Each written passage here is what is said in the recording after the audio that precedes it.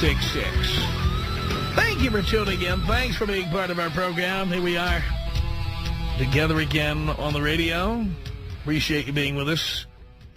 For those of you who don't know, we put up a MySpace page as an experiment just to see what would happen.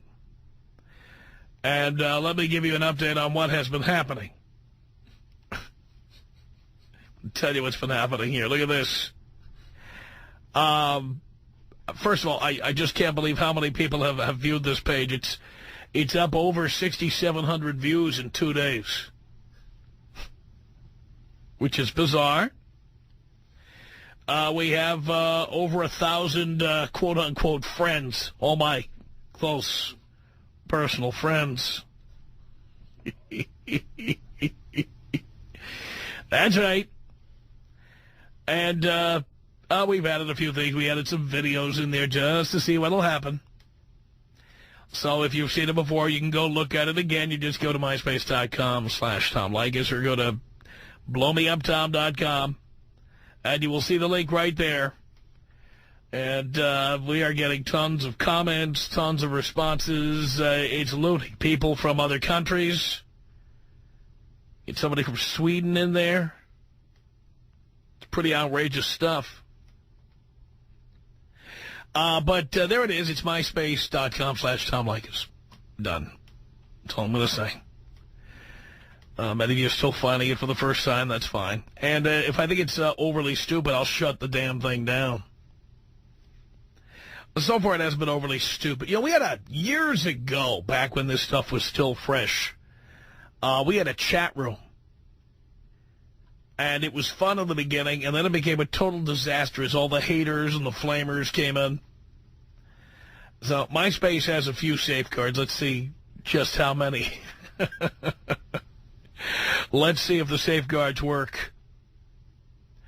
But there it is, and Dean, of course, is obsessed. Dean is adding your comments every 3 seconds. He's adding friends all the time. So I'm just waiting to see the first listener who hooks up with another listener using MySpace.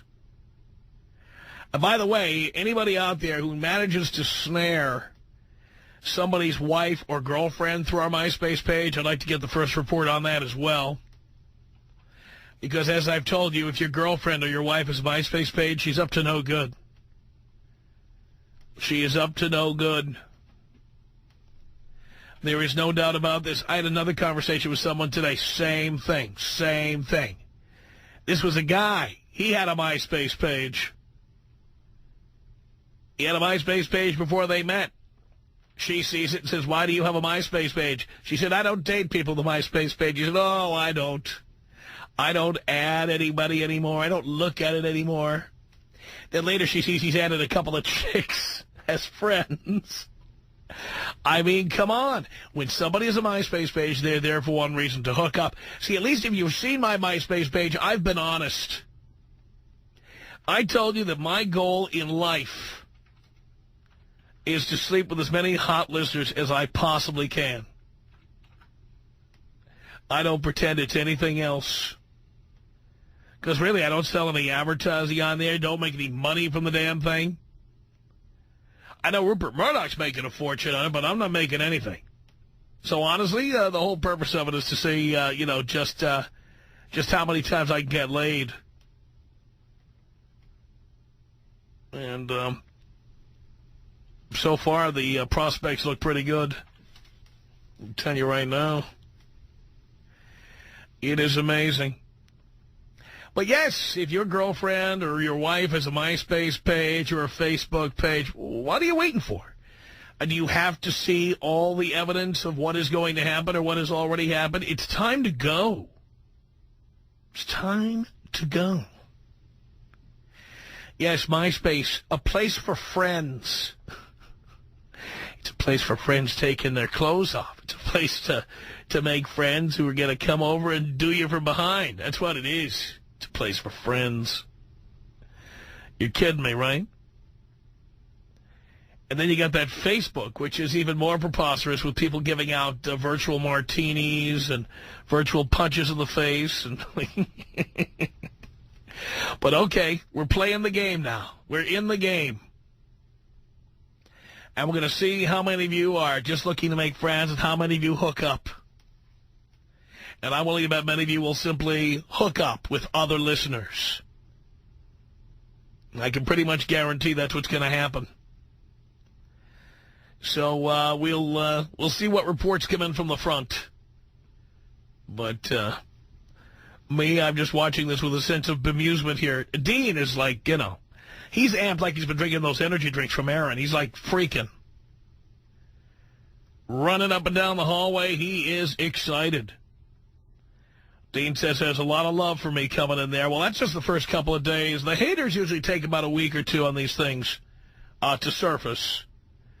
And then when they do, they never stop. I mean, they are just a nonstop barrage of hate. The flamers, the angry ones. Oh, you had an angry bitch in there from Washington. Is that Washington State? Oh. Yeah. Keep in mind, by the way, when you try to post a comment, one of the great things about this is that we can delete any comments we don't like. So if they're overly nasty or illiterate or something, unless they're funny, nasty, like nasty in such an illiterate, ridiculous way that I couldn't resist putting them up, we just don't put them up.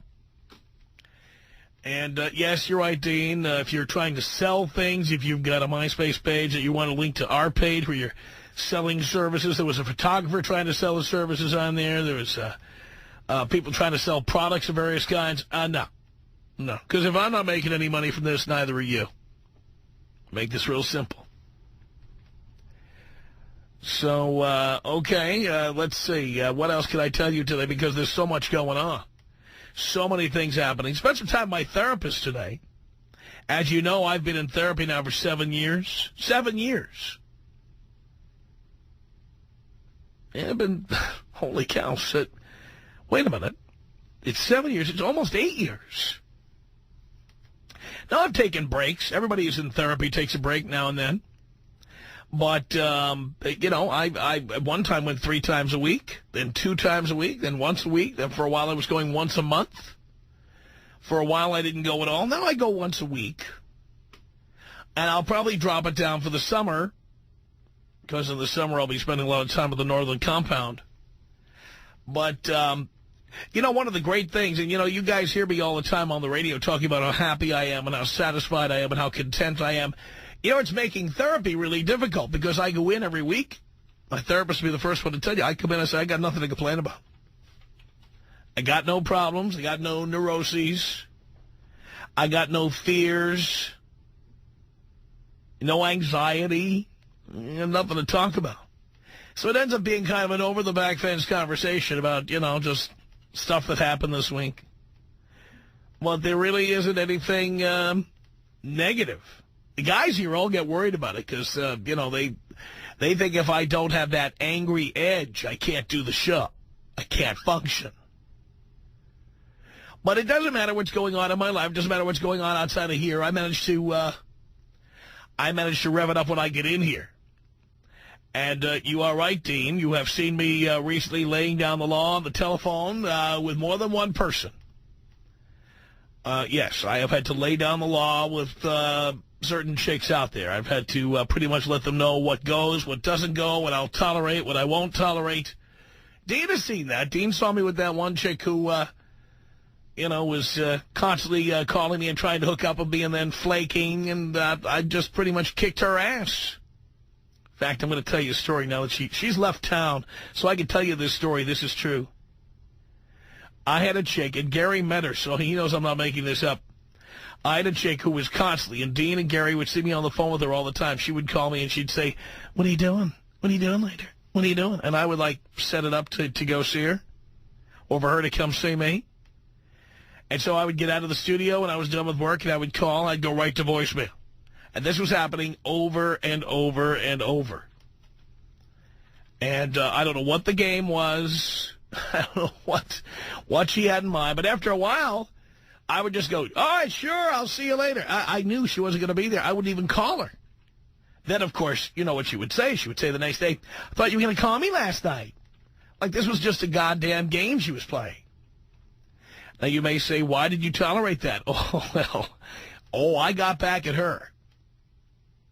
She told me one Friday night that she wanted to see me, and I said, well, You can't, because I'm on my way to Las Vegas, which I was. Gary and I were going to Las Vegas to do a little thing at the Palms Hotel. We were spending the weekend. We were playing a little blackjack at the Playboy Club over there at the Palms Hotel. We were eating some high-class Italian food and stuff. Even Dean was there. They even let Dean in. These high-class Italian places, they serve Italian food, but they don't always serve Italians. I'll tell you that right now. Well, he had to use the service entrance, but he did get in. And you're exactly right, Dean. I was on the phone with her. I was at the Entourage Suite at the Palms Hotel, and they saw me having it out with her. So I told this chick, we're on our way to Las Vegas, so I can't see your friend. She goes, oh, can I come with you? Can I come with you to Las Vegas? Can I come with you? And I thought about it for a second. I said, absolutely, but I don't have time to get you a ticket. So here's what I want you to do. Get yourself a ticket and meet me in the lobby of the MGM Grand Friday night about 9:30, 10 o'clock, okay? And I'll be there. I'll be looking for you. That's what I told her. This happened not long ago. So I thought my plan was foiled. I'm at the airport. I'm at Terminal 1 at LAX, you know, where U.S. Airways is and Southwest. Gary and I are at the, was that El Cholo's Cantina? Is that what that was? We're at the El Cholo Cantina at Terminal 1, having a margarita, waiting for our plane to leave. And we had like that, you know how you get that last plane leaving for Vegas, like 9:30 Friday night? So there we are waiting for the last plane. And who comes along? Yes, it's her. She arrives there at the airport, and she bought her ticket, and then she meets us at the bar. She sees us at El Cholo Cantina, and she comes over, sits down, tries to insinuate herself into the conversation that was none of her business. And so she said, I didn't know if you were setting me up. I didn't know if you were actually going to Las Vegas. So she already smelled a rat. I said, we're waiting for our plane to leave right now. She said, well, my plane is leaving, too. I said, well, we're not on the same plane. What airline are you on? Because guaranteed, whatever airline she was on, I was flying on the other one. If she was on U.S. Airways, I was flying Southwest. If she was on Southwest, I was flying U.S. Airways. So sure enough, she was flying Southwest, and we were flying U.S. Airways. Perfect. So I said, well, you get on the plane. I'm going to see you there later. Now, of course, what she didn't know, she thought we were staying at the MGM Grand. The reality was we were staying at the Palms Hotel. And so she gets to Las Vegas. Now, she is out, I don't know how much, $109, $129, $149, whatever it is now to do a round trip to Vegas. She gets to Vegas. She gets in a cab. She goes to the MGM Grand, and our plane wasn't leaving until an hour after her plane. So before our plane took off, my cell phone already started blowing up. Calls were already coming in. Where are you? Guys, as soon as you get here, come right over. She was telling me, come right over to the MGM Grand. I'm here. I'm going to wander around the casino for a while. I'm here. I'm waiting for you. I'm here. Every call. It's 10:43. I'm in the casino at the MGM Grand. Where are you? Are you here yet? What time are you getting in? What time is your flight? You didn't tell me your flight number. Okay, well, I'm waiting for you. I'm here. So Gary and I arrived about 11:30 that night at the hotel in Las Vegas. And the second we touched down, I turned my phone on. It was already ringing. And I turned it on. It was ringing. And I did not pick up. And we went to the Palms Hotel, and we checked it. And my phone must have rung 150 times. I'm not kidding. It rang over, and I'm here at the MGM Grand, and I don't see you, and I don't know what's that. This is the chick who was always flaking on me. And can I tell you something? I never, ever called her. She did not have a hotel room. She thought I had a hotel room at the MGM Grand. She was going to, hop into the sack with me. Except I never showed up at the MGM Grand. I'm proud to say it. I have no embarrassment about this. I am proud to say that's what I did. I left her at the MGM Grand, and Gary and I were at the Palms. We checked in, put our bags in our rooms, went out, had a few drinks, went to the casino. And my phone continued ringing, and it rang literally until about 2 a.m. And the last message she left for me, of course, she thought she was hurting me, like I was in love with her or something.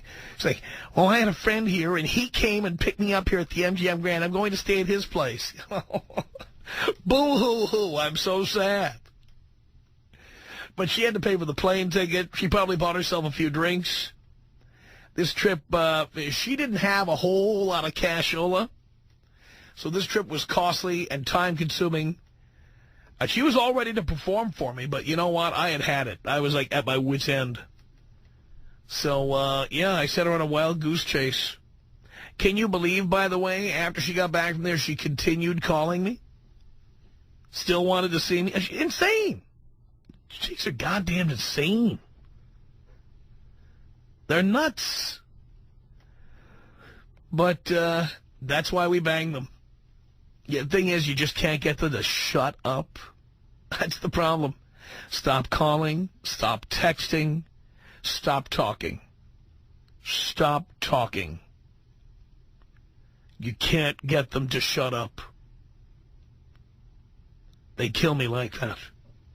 You think you got a good thing going, you know? You're humping and pumping, and, you know, finally you're done and you're lying there, you know, and the air conditioning is blowing over you, and you're just kind of, you know, I don't smoke cigarettes, you're just kind of sitting back, you're enjoying it, and then they open their trap,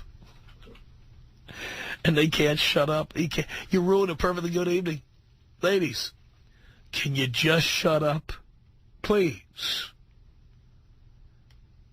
Just amazing.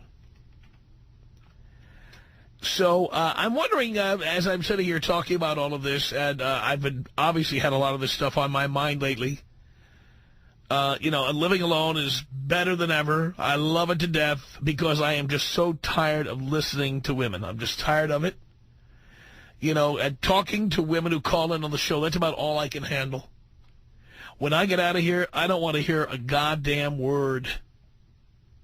When they start calling with all their crap, and they start calling with all their drama, they start calling with, they want to get together, and then they disappear, and all that. I can't take it anymore. I can't do it. Is anybody feeling me out there? Tom Leykis. 1-800-5800-TOM. 1-800-5800-866. Leykis. It's like I want to meet somebody, see if she could get into me, and just take her home. And then you can get into her. Exactly. It's the Tom Leykis Show.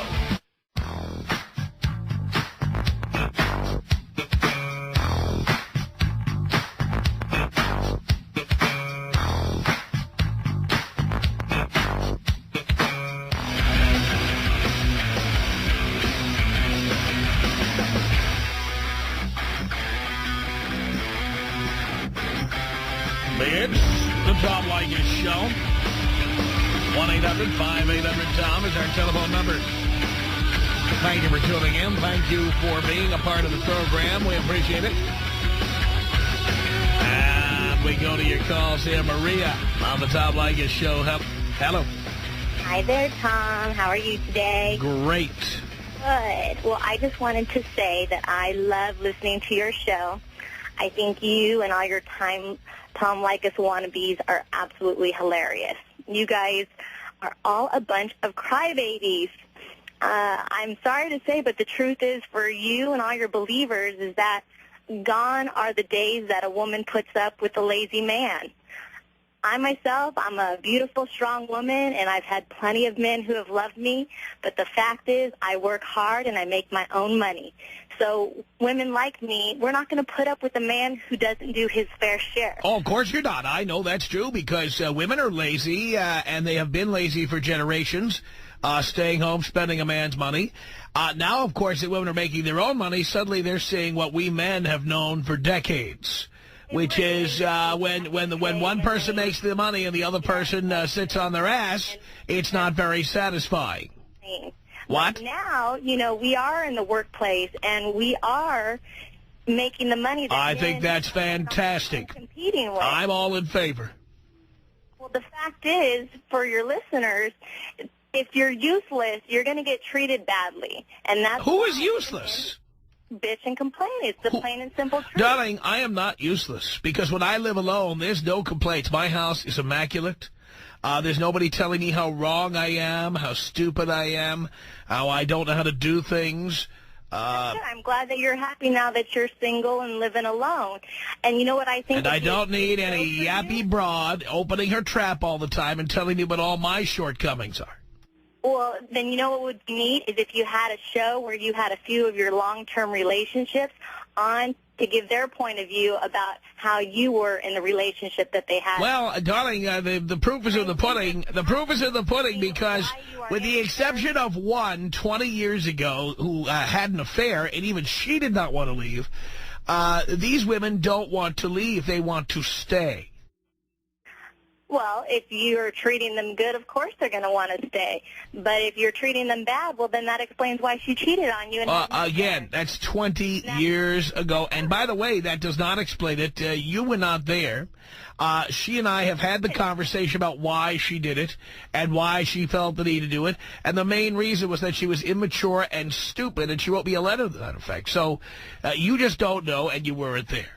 Well, then she's a bigger woman because at least she could admit. Oh, no. She admitted it 12. She admitted it 12 years later. 12 years. I've had enough. See what I mean about women who can't shut their trap? That's what I'm talking about. 1-800-5800-TOM. That's our telephone number. Mike on the Tom Leykis Show. Hello. Mike. Are you there?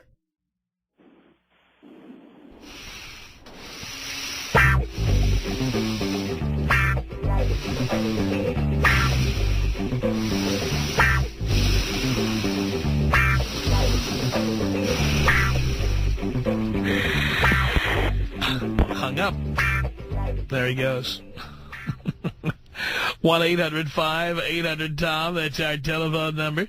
This is Nathaniel on the Tom Leykis Show. Hello. Tom, how are you? Doing great. I'm a very long-time listener, first-time caller, Tom. Cool.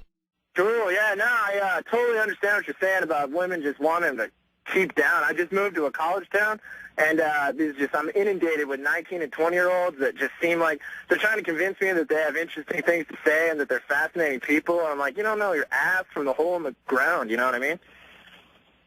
Yeah, I think there's a lot of that going around. It's just making me insane. It's like, I just, living alone, same thing, Tom, living alone, going to school, working my way through school, and I just have nothing fascinating to say. I just moved into this new place. I already have girls inviting themselves over to my apartment. I'm like, wait, what? Are you kidding me?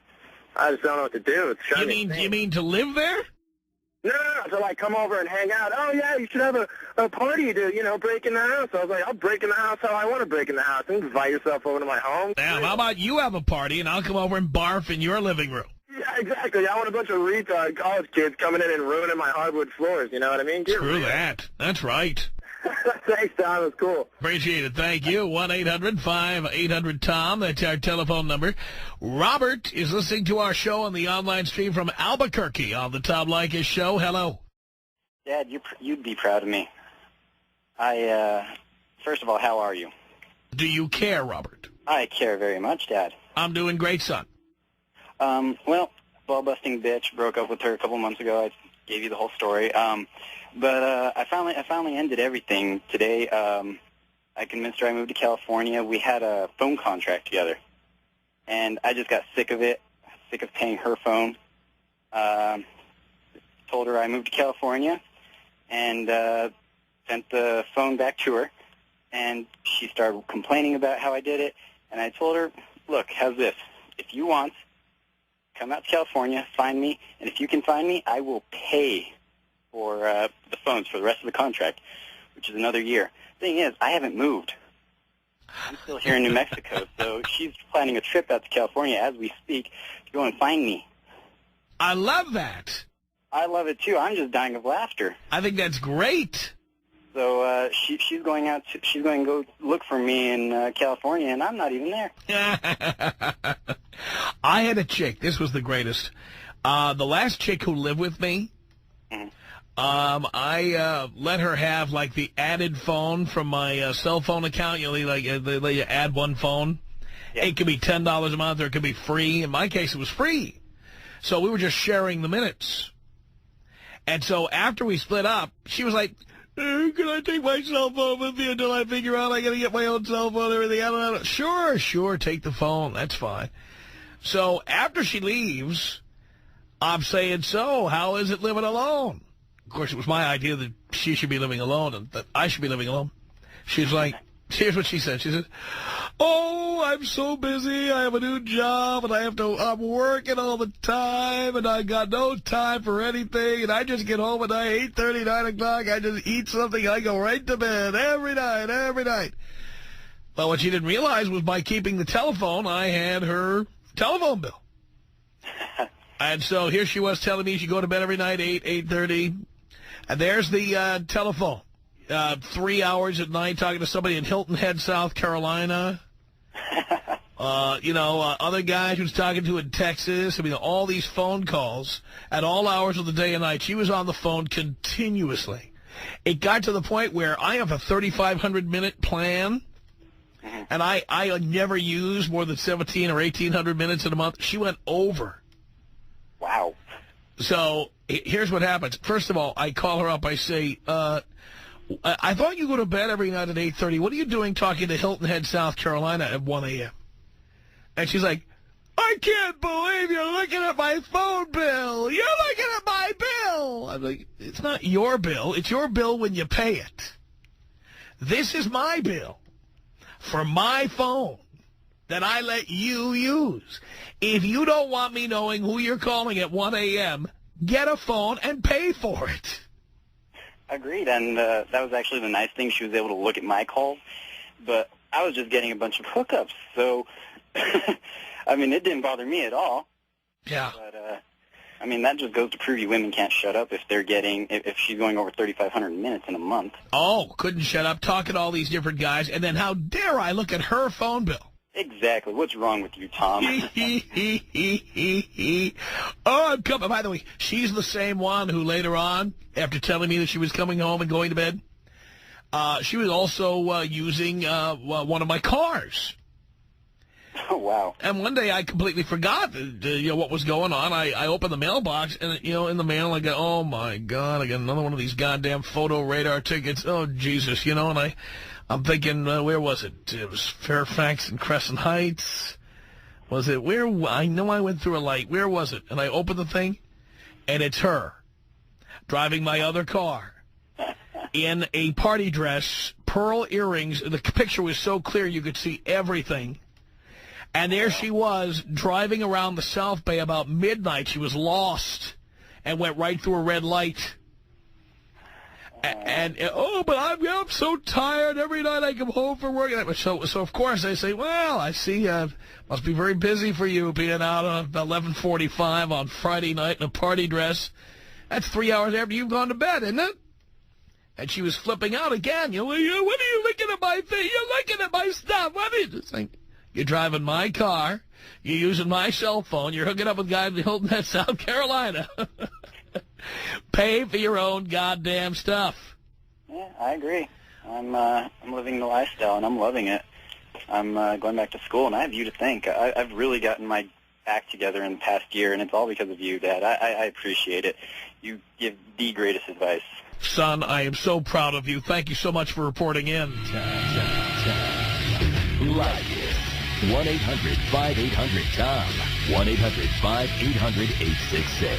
I actually got called out on being a listener of yours the other night. Love it. I was at a bar, and this girl comes up to me, start talking to her. She goes, "Don't you want to buy me a drink?" I go, "Sweetie, I never buy a girl a drink until I bang her." She goes, "You're Tom Leykis listener, aren't you?" I go, "Yes, sir."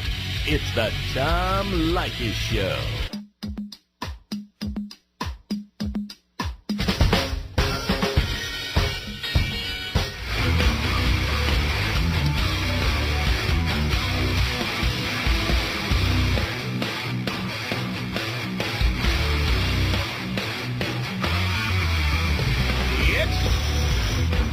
Tom Leykis Show, coming to you from Hollywood. 1-800-5800-TOM. That's our telephone number. Thank you for tuning in. Thanks for being part of our program. We appreciate it. As we continue, Sandy on the Tom Leykis Show. Hey, Tom. I wanted to tell you that it's really neat to listen to you all the time. Makes my morning or my afternoon drive so much better. The freeway just sucks today. Sorry. Anyway, when you were telling that great story earlier about letting your girlfriend use your car and stuff. I wondered if you ever date any women that don't know who you are. Oh, yes. And maybe you've covered this before. I'm a fairly new listener, so I didn't know. And, I have and dated. what's that like for you? Is it a big tease for them to finally figure out who you are, or are there some people maybe you sleep with that never know who you are? Well, I mean, I have dated women, for example, who don't know who I am, but eventually, after being with me, they find out. Like, for example, I was on Channel 9 the other night here in L.A., and, you know, I could be dating somebody, and suddenly they go, did I just see you on television? What were you doing there? Does that change up the date a lot, probably, maybe, if they, or, I mean, change up if... Not in a bad way. Not in a bad, well, sure. Well, Dean will tell you, I was in San Diego a couple of years ago. I was in San Diego going to do their, whatever the Fox morning show is in San Diego on Channel 6 in San Diego. And they put me up in a hotel room in San Diego, not far from the TV station. Yeah. So I had a chick who I said, I'm coming to San Diego. Why don't you come, you know, I got a hotel room. Come meet me at my hotel room. 22 years old, really hot. So she comes to the hotel room. And then we knock it out. And then in the morning, I get up and I say, all right, I got to leave now. She's, why? I said, because I'm going down to Channel 6. I'm going to be on TV. So she stayed in my room while I left. And now imagine this. She's naked in my hotel room, in my bed, watching me on Channel 6. After the fact, obviously. Yeah. Now, do you think it got any worse when I got back to the room after she's been watching me on television? No. It just seemed like... She's lying in my bed, and suddenly I'm on television. And then I come back. Well, she was all over me like white on rice, I want to tell you. Yeah. Because I've just been on TV. Well, that's pretty good, but does it have to be the kind of young people to pull that off? Well, the point is, I like them young. I know you do. You know what? Don't tell anyone, but I do too. I'm a guy. Guys love that. Yeah, that's true. Hey, you know, we always talk on this program about Viagra and Cialis. Ever see those TV commercials? Yeah. The reason Mike Ditka needs Cialis, have you ever seen Mrs. Mike Ditka? No wonder he needs a pill. How about Mrs. Bob Dole? Yeah. Of course he needs Viagra. I tell you what, if you had that 22-year-old at the Hampton Inn in San Diego, Bob Dole would not need a blue pill. Well, that's true. That's probably true. That's how it works. That's how it works. Well, very cool. I won't keep you since you want to stay on that same topic. You can take me out with that wonderful Number 9 song by Oh, Mr. yes, Lennon. former Governor Elliot Spitzer. Number 9. The remorse I feel will always be with me.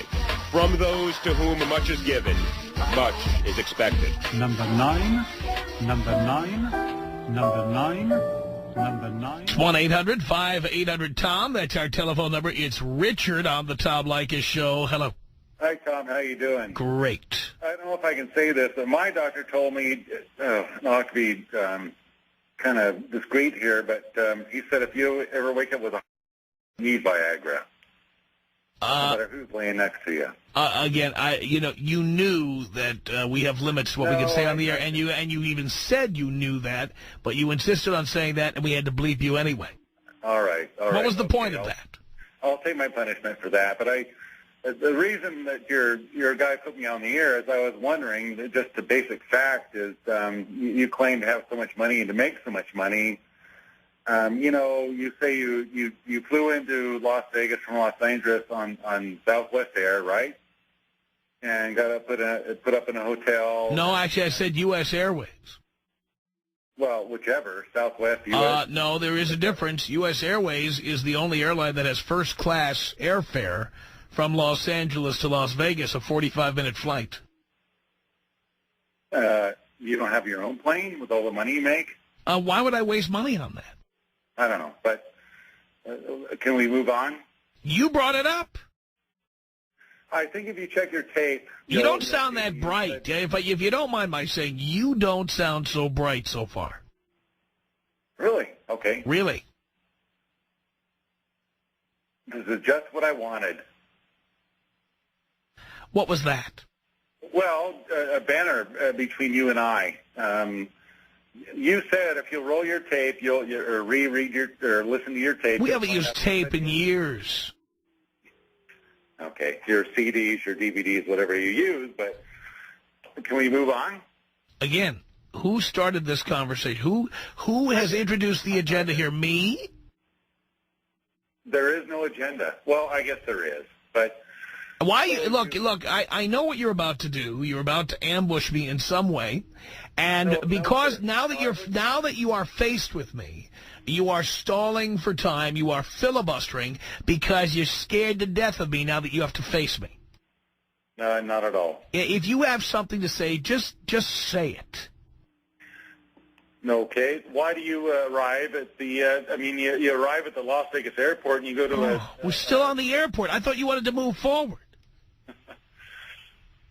And you go to a hotel and you have a hotel room and you have an Italian dinner. Who doesn't do that in Las Vegas? Everybody, 10,000 guys a night do that in Las Vegas, and you make it sound like you're somebody special. I never, ever claimed, and I know as the failure that you are, listening to somebody who has a 7-figure income and several real estate parcels and stocks and bonds and mutual funds and hot chicks, I know somebody like you who is jealous of that is going to call in here and bitterly make a comment like that. I understand you're bitter. You could have been a contender. You are a nobody. And you are annoyed by hearing me talk about all of my success. Isn't that right, Richard? No, I actually don't go to the AM/PM and say, hi, I'm so-and-so. I own several parcels of land, and I own several houses. Because you're not so-and-so. You're nobody. Of course you don't. Of course you don't. When did I say I went to the AM/PM and told people I own parcels of land? You did. You just said that you and you can't because you're nobody who owns nothing. Right. Right? Is that what you want to believe, Tom? I know it's true. You have the voice because you have a radio station. But well, there you go. What do you have? And who wants to believe what you're handing out? What do you have besides an unemployment check, pal? Never collected one. I wouldn't know what that's like. Oh, probably ran out of unemployment. Right. Been so long since I worked. I'll bet. Why so heavy on I went to Las Vegas and made this poor girl... Just because, yeah, I think it's because you're in Reno. You're jealous that I went to Vegas. Don't put down Reno now, bud. Would you feel better if I went to Laughlin? Vegas is way down. Vegas is way down. I know. I want to know, Tom, just without interrupting, if you could. No. Don't tell me how to do the program. I don't want you telling me how to do the program. I have been doing this show now my whole life without your help or your input. I don't need you telling me when to talk and when not to talk. You serve at my behest, not I at yours. I will speak on this program anytime I want to. And I will not take orders from you. I will not take orders or even requests. You must take orders from somebody. No, I don't. Well, I'm sure you do. No, I don't. Absolutely you do. Well, again, you're speaking out of ignorance. Which is not surprising because as unemployable and unemployed as you appear to be, of course it's because you're ignorant. By the way, Gramps, thanks for the call. The Tom Leykis Show.